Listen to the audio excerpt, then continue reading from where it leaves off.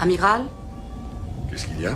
multiples signaux de détresse de sources diverses et en dernier lieu, un message de la Fédération. Passez sur écran.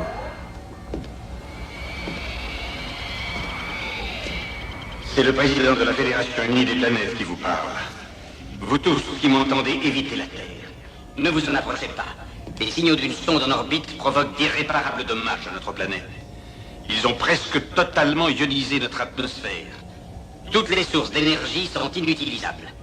Tous les spatiocroiseurs orbitant autour de la Terre sont impuissants. La sonde vaporise littéralement nos océans. Nous ne pourrons survivre à moins qu'un moyen puisse être trouvé pour neutraliser la dite sonde. Ceci constitue peut-être notre dernier message. Économisez l'énergie. Protégez vos vies. Évitez la planète Terre à tout prix. Adieu.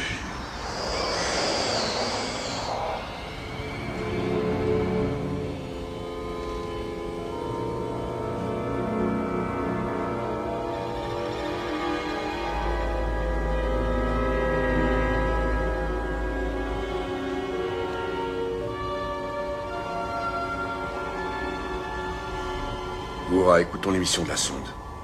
À vos ordres. Sur haut-parleur.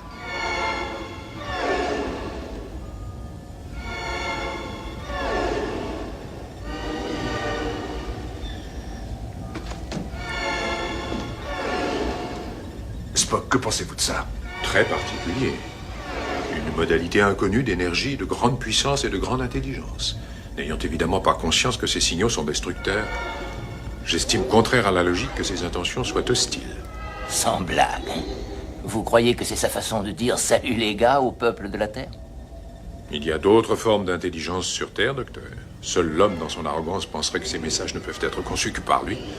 Suggérez-vous que ces transmissions sont faites pour une forme de vie autre qu'humaine? C'est au moins une possibilité, amiral. Le président a eu l'air de dire que les messages visaient les océans de la Terre.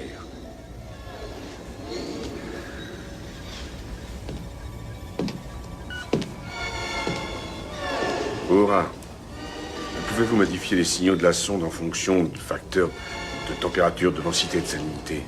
Je vais essayer.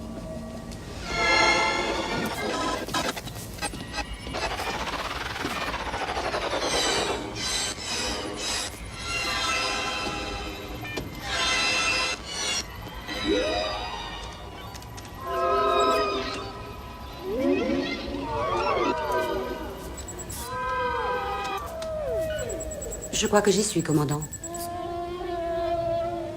Et c'est ainsi que le signal s'entendrait au fond de l'eau. Oui, amiral.